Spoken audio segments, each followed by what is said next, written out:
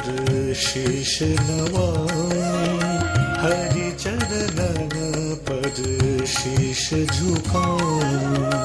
हरि और गुरु दो रूप समाना, गहूँ चरण वाके गुण गाऊं। गुरु चरणन पर शीश नवाऊं, हरि चरणन पर शीश झुकाऊं।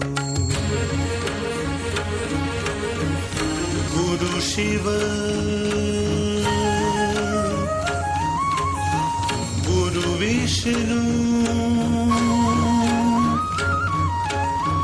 गुरु ब्रह्मा, त्रिमुखी दरस गुरु पाए पखारू।